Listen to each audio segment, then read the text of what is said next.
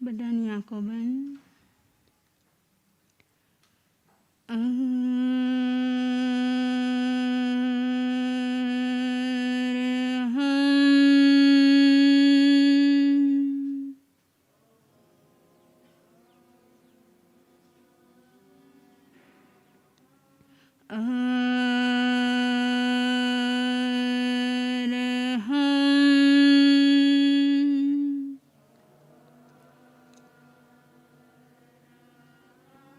અરહમ અરહમ અરહમ અરહમ અરહમ અરહમ અરહમ અરહમ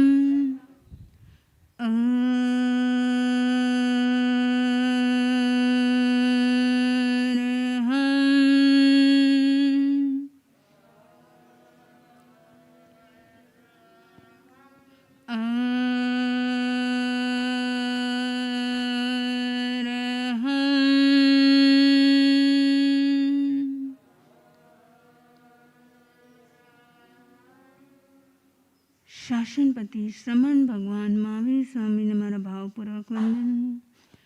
અસીમ અસીમ ઉપકારી રાષ્ટ્ર સંત પરમ ગુરુદેવના શ્રી ચરણોમાં ભાવપૂર્વક વંદન અને સર્વ ઉપકારીઓને મારા ભાવપૂર્વક વંદન. દેવાનો પ્રિયો, ઉપકાર ભાવ જ્યારે એક આત્મા પરમાત્માની સાધના, પરમાત્માની આરાધના કરતા કરતા પરમાત્મા પ્રત્યે શું અનુભવે છે?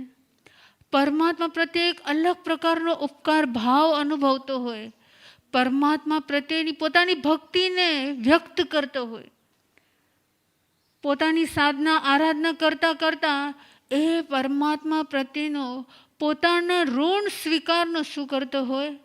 આભારનું દર્શન કરતો હોય. અને એટલે જ પ્રતિક્રમણની આરાધના કરતા કરતા સૌથી પહેલાં આલોચના આવે, પછી નિંદા આવે, ગરહા આવે અને આગળ વધતા વધતા એ ઉત્કૃષ્ટ પ્રકારની વંદના થતી હોય અને વંદનામાં આગળ પ્રતિક્રમણ અને પછી કૌશક અને કૌશક પછી છેલ્લે જ્યારે પચખાણ લેવાતા હોય, પચખાણ પછી શું કરાતું હોય? પચખાણની આરાધના થઈ જાય પછી શું થતું હોય? તો કે નમોથણમના ભાવોથી શું થતું હોય? પ્રભુ પ્રત્યે, પરમાત્મા પ્રત્યે એક ઉપકાર ભાવની અભિવ્યક્તિ થતી હોય. અને એટલે જ શ્રી ઉત્તરાધન સૂત્રના 29મા અધ્યયનમાં પણ સેમ ટુ સેમ આ ક્રમથી જ આપ્યું છે. કયા ક્રમથી? તો કે પહેલાં આલોચના થતી હોય, પછી નિંદા થતી હોય, પછી ગરહા થતી હોય, પછી વંદના થતી હોય, પછી પ્રતિક્રમણની આરાધના કરતાં કરતાં કૌશક, અને છેલ્લે પચખાણ, અને લાસ્ટમાં જ્યારે આખું પ્રતિક્રમણ પૂરું થઈ જાય, એન્ડમાં શું હોય? જેમ સ્ટાર્ટિંગમાં મંગલાચરણ હોય, તો આમાં એન્ડમાં શું છે? ઠૌ ઠુઈ મંગલમ નમોથુણમ. કોઈ તમને પૂછે કે નમોથુણમની આરાધના લાસ્ટમાં કેમ થતી હોય? કેમ લાસ્ટમાં થતી હોય, પહેલાં કેમ ન થતી હોય? તમે જોશો ને તો આવશ્યક સૂત્રના જે 6 પાઠ છે, 6 વિભાગ છે, તો સ્વામિનારાયણ સામાયિક 1, 24 અંતો 2, વંદના 3, પ્રતિક્રમણ 4, કૌશક 5 ને પ્રત્યાખ્યાન 6. તો સ્ટાર્ટિંગમાં કેમ નમોથણમ ન આવ્યું ને એન્ડમાં જ કેમ આવ્યું? ક્યારે વિચાર્યું છે? તમે આજ સુધી કેટલીય વાર તમે પ્રતિક્રમણની આરાધના કરી, પણ નમોથણમ લાસ્ટમાં જ કેમ આવ્યું? તો કે વારંવાર આપણને તક મળે છે, વારંવાર આપણને પરમાત્મા પ્રત્યે, પ્રભુ પ્રત્યે ઉપકાર ભાવ અભિવ્યક્ત કરવાનો ચાન્સ મળે છે. એટલે એન્ડમાં શું આપ્યું? નમોથણમની આરાધના, નમોથણમની સાધના. તમે જોશો ને, અને એક પ્રકારે શક્રસ્તવ કહેવાય. ઘણા શક્રસ્તવ કે શક્રસ્તવ એટલે શું? તો કે જે શક્રેન્દ્ર દેવ એટલે કે ઇન્દ્રદેવ પણ પરમાત્મા સમક્ષ જ્યારે હોય ત્યારે એ પ્રભુ પ્રત્યે પોતાની ભક્તિનું દર્શન કરાવતા હોય, પોતાના ભાવોની અભિવ્યક્તિ કરતા હોય, અહોભાવ વ્યક્ત કરતા હોય. કોના દ્વારા? તો કે આ નમોથણમના દ્વારા પોતાની શું કરતા હોય? ભાવોની અભિવ્યક્તિ કરતા હોય. અને એટલે જ આને શું કહેવામાં આવ્યું છે? શક્રસ્તવ. એમનો પ્રભુ પ્રત્યે જે પ્રેમ છે, અને ઈ પ્રેમને શું કહેવાય ખબર છે? ઈ પ્રેમને બોધી કહેવાય. શું કહેવાય? બોધી. કોઈએ પ્રભુને પૂછ્યું કે થૌ ઠુઈ મંગલેણમ જીવે કિમ જણય? હે પરમાત્મા, કે નમોથણમ કરવાથી જીવને શેની પ્રાપ્તિ થાય, શું લાભ થાય? ત્યારે પ્રભુએ શું જવાબ આપ્યો? શું કીધું હશે? ત્યારે પરમાત્માએ કીધું કે થૌ ઠુઈ મંગલેણમ નાણ દર્શન ચરિત બોહી લાભમ જણય. બોધી લાભની પ્રાપ્તિ થાય છે. બોધી લાભ એટલે શું? બોધી લાભ એટલે શું? આપણો અને પરમાત્મા વચ્ચેનો જે ડિસ્ટન્સ છે ને, જે અંતર છે ને, એ અંતરને દૂર જો કોઈ કરનારું તત્વ હોય ને, તો એ છે નમોથણમ. બોધી લાભ એટલે કે માનો કે જે પણ વ્યક્તિ નમોથણમની આરાધના કરતો હોય, એને ક્યારે જ્ઞાન ભણતી વખતે એને ક્યારે કંટાળો ન આવે, એને ક્યારે આળસ ના આવે, એને ક્યારે પ્રમાદ ના આવે. શું કામ? નાણ દર્શન અને ચારિત્રનું શું છે? બોધી લાભનું પ્રાપ્તિ કરાવે છે.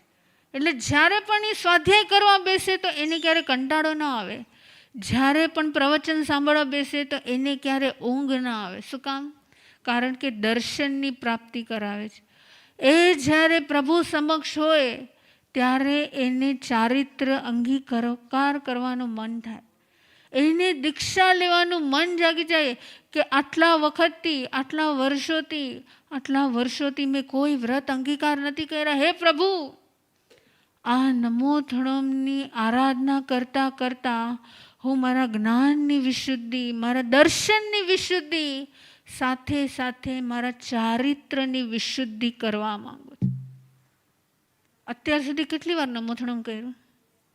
અનેક વાર કર્યું. પણ આ ભાવથી ક્યારે કર્યું? કે તમે જ્યારે નમોથણમ કરો છો ત્યારે તમને ભવો ભવ, ખાલી એક ભવ નહીં, ભવિષ્યમાં તમને ભવો ભવ પ્રભુનું જ્ઞાન મળતું રહે, પ્રભુનું દર્શન મળતા રહે, પ્રભુનું ચારિત્ર મળતું રહે ને એવા બોધિ બીજને તમે વાવો છો. ક્યારે વિચાર્યું હતું તમે? વિચાર તો કરો.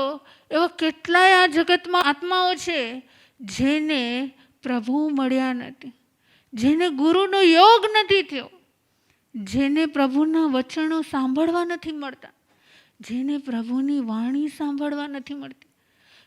કેટલાય લોકો આ જગતમાં એવા છે.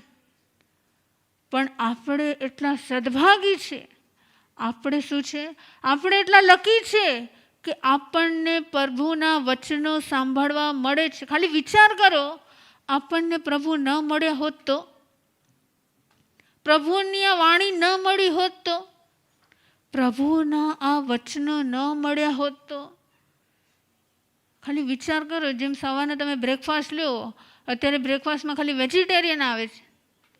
જો પ્રભુ જ ન મળ્યા, પ્રભુની વાણી ન મળી, પ્રભુની સમજણ ન મળી હોત તો એ જ બ્રેકફાસ્ટમાં શું આવતું હોત? આવતું હોત કે ન આવતું હોત? પણ જ્યારે આપણે આટલા લકી છીએ, આટલા સદભાગી છે કે આપણને આટલી સમજ મળી છે, માટે નમોથણમની આરાધના શું કરાવે છે? બોધિ બીજની પ્રાપ્તિ કરાવે છે, બોધિ લાભની પ્રાપ્તિ કરાવે છે. ઘણીવાર તમે નમોથણમ કરતા હશો, નમોથણમના પાઠથી તમે વંદના કરતા હશો. નમોથણમમાં શું બોલાતું હોય? નમોથણમ અરિહંતાણમ ભગવંતાણમ આઈગરાણમ. હવે તમે ચેક કરો, એક બાજુ નમો અરિહંતાણમ છે અને એક બાજુ નમોથણમ અરિહંતાણમ.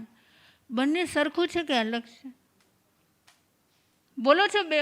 પહેલા પાઠમાં તમે નમો અરિહંતાણમ બોલો છો અને 7મા પાઠમાં શું બોલો છો?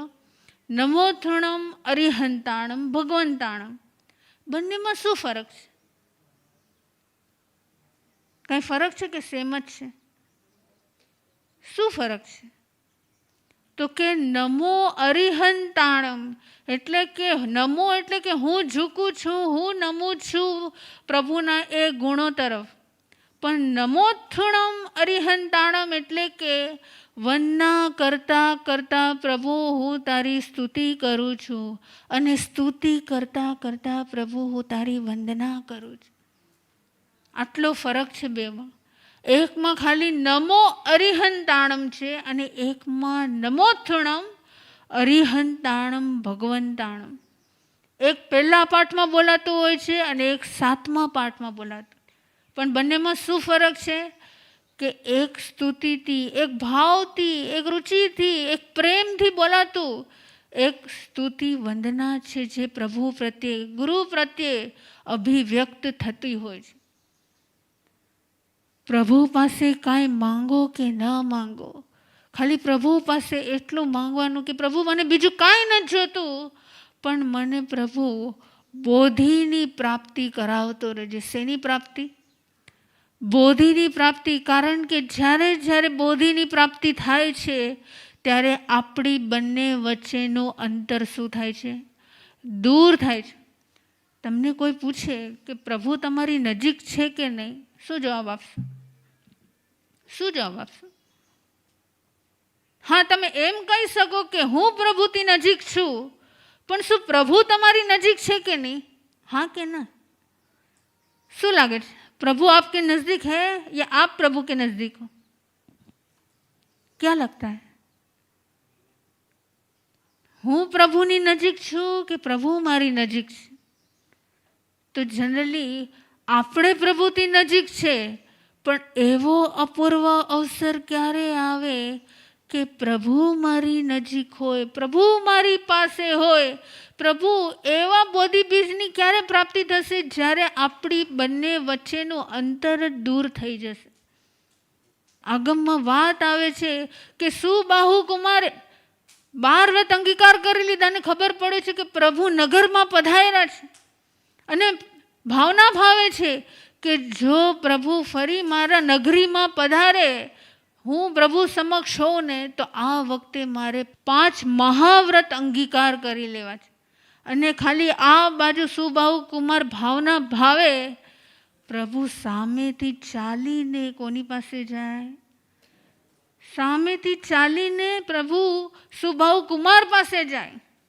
આવું કેટલી વાર બન્યું કે પ્રભુ સામે ચાલીને તમારી પાસે આવ્યા હોય કે લાવો આ ભક્ત મને, આ શિષ્ય મને બોલાવે છે તો મારે જવું છે. શું કામ? કારણ કે આના પણ ભાવ ઉત્કૃષ્ટ છે. આવું કેટલી વાર બન્યું? આજ સુધી નમોથણમ અનેક વાર કર્યા. અને કઈ સ્પીડમાં કર્યા? હજી તો પ્રતિક્રમણ પૂરું નથી થયું અને નમોથણમ મર્યંતાણમ ભગવંતાણમ માયકરાણમ દીઠરાણમ બોલાય ને, અને સીધું નમો જીણાણમ જીય ભયાણમ થઈ ગયું, જીતાઈ ગયું.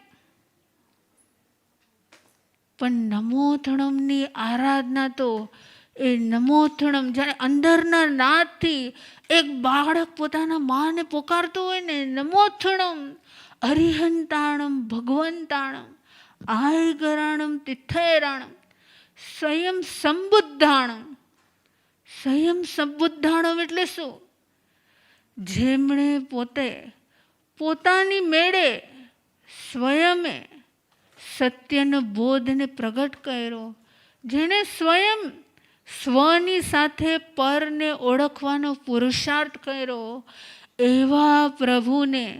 એવા પ્રભુને અહોભાવથી હું શું કરું છું?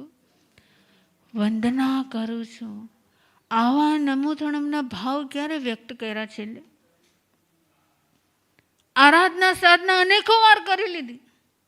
આરાધના સાધના તો અનેકો વાર કરી લીધી, પણ નમોથણમની આરાધના આપણને પ્રભુ પ્રત્યે રુચિ, પ્રભુ પ્રત્યે પ્રેમ, એક અલગ જ અનુભૂતિ, એક અલગ જ અહેસાસ, એક અલગ જ ભાવો વ્યક્ત કરાવે છે. એકવાર એવું બને છે કે ભવનપતિના દેવ પોતાના જ્ઞાનથી જોવે છે. શું જોવે છે? કે મારી ઉપર તો આટલા બધા દેવલોક છે, મને ન ગમે કે મારી ઉપર કોઈ હોય. યાદ રાખજો, સંસારના ક્ષેત્રમાં પણ જ્યારે ખબર પડે ને કે મારાથી પણ કોઈ મોટું છે, ત્યારે વ્યક્તિ બહુ સહન ન કરી શકે.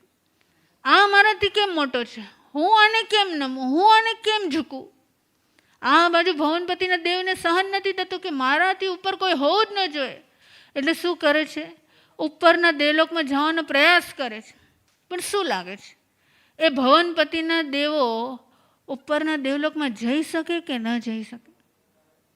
એ 2-3 વાર પુરુષાર્થ કરે છે, 3-4 વાર જઈ આવ્યા, પણ ફરી પાછા નીચે આવે છે. ફરી પાછું જ્ઞાનમાં જોવે છે કે આવું કેમ થયું કે આટલી વાર મેં પ્રયત્ન કર્યા તો પણ હું ઉપર ન જઈ શક્યો. ત્યારે ખબર પડે છે કે જે પ્રભુની, જે પરમાત્માને શરણ ગતિ, પરમાત્માનું શરણનો સ્વીકાર કરે છે ને, એ જ ઉપરના દેવલોકમાં જઈ શકે છે. કહેવાય છે કે ત્યાં ને ત્યાં એ પરમાત્મા પ્રત્યે નમોથણમની મુદ્રામાં, નમોથણમના ભાવોમાં નમોથણમની આરાધના કરે છે અને પછી એ ઉપરના દેવલોકમાં જવાનો પુરુષાર્થ કરે છે. હવે આ વખતે એવું બન્યું કે એ ભવનપતિના દેવ ઉપર પહોંચી તો ગયા અને ત્યાં જેટલા પણ દેવો પ્રત્યે રોષ હતો એ અભિવ્યક્ત પણ કરે છે. પણ શું લાગે છે? ભવનપતિના દેવો કરતાં ઇન્દ્રદેવની શક્તિ કેટલી વધારે? અનેક ગણી. એ પાવરફુલ ઇન્દ્ર સામે ભવનપતિ તો કાંઈ નથી હોતા. પણ જેવા ભવનપતિને જોવે છે, આ બાજુ ઇન્દ્રદેવ શું કરે છે? પોતાનું પાવરફુલ શસ્ત્ર કોના પર નાખે છે?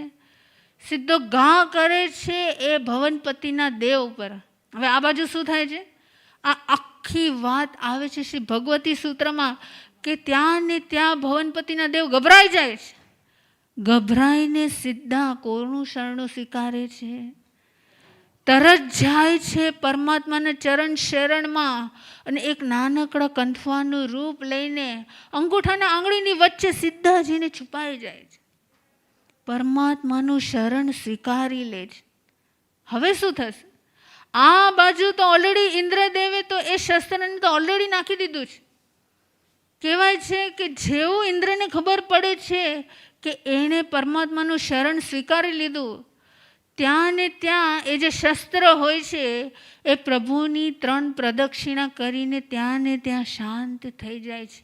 એવું સુરક્ષા કવચ હોય છે પ્રભુ પાસે.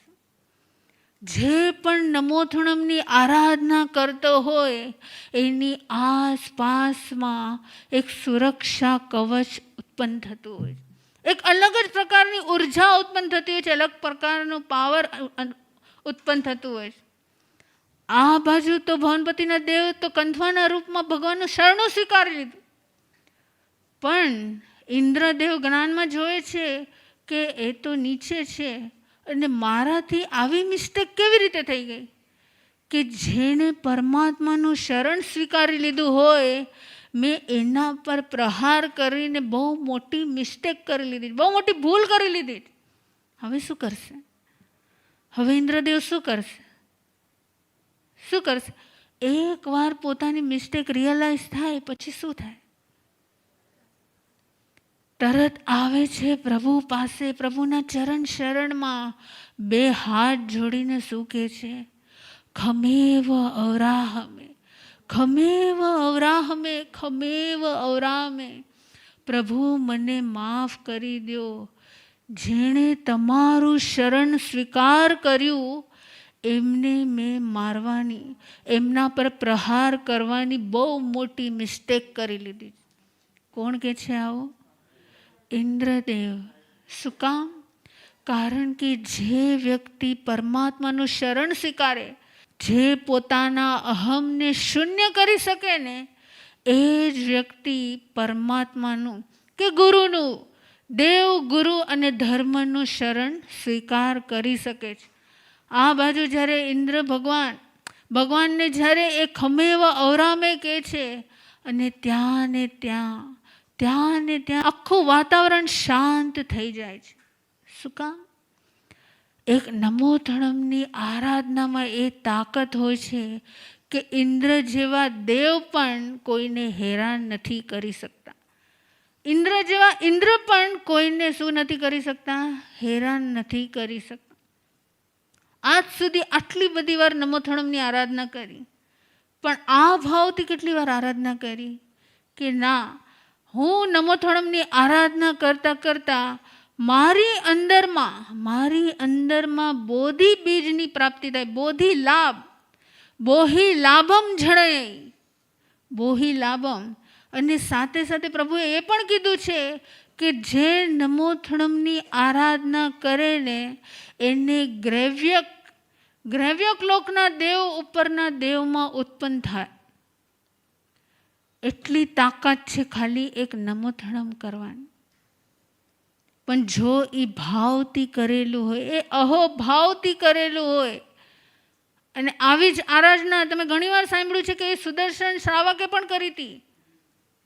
કેમ કરી હતી? કારણ કે એ અર્જુન માર કરતો એમની પાસે આવે છે, પણ આ બાજુ એમને પ્રભુ પ્રત્યે, પરમાત્મા પ્રત્યે એટલી દ્રઢ શ્રદ્ધા, એટલો દ્રઢ સમર્પણનો ભાવ કે જ્યાં સુધી મારા પ્રભુના દર્શન ન થાય ને ત્યાં સુધી મારે જળનું એક ટીપું પણ નથી નાખવું. અને આજકાલ શું બનતું હોય? પ્રભુ કે ગુરુના દર્શન થાય કે ન થાય, પાણી પહેલાં વહી જાય કે ન વહી જાય? એ એમની સમર્પણતાની કેટલી મોટી એ હશે, પરાકાષ્ઠા હશે કે જ્યાં સુધી મારા પ્રભુના દર્શન ન થાય ત્યાં સુધી મારે એક બૂંદ ટીપું પાણી પણ નથી પીવું. અને કહેવાય છે કે ત્યાં ને ત્યાં નમોથણમની મુદ્રામાં નમોથણમ કરે છે, એમની આસપાસમાં સુરક્ષા કવચ તૈયાર થઈ જાય છે. આપણે શું કરવાનું છે? પર્વાધિરાજ મહાપર્વ નજીક આવી રહ્યા છે. ગણતરીના દિવસો પણ બાકી નથી. બસ આપણે એવા ભાવથી, એટલા અહોભાવથી આપણે પર્વાધિરાજને વેલકમ કરીએ કે આપણા અને પ્રભુ વચ્ચે કોઈ અંતર ન રહે, આપણા અને પ્રભુ વચ્ચે કોઈ દૂરી ન રહે.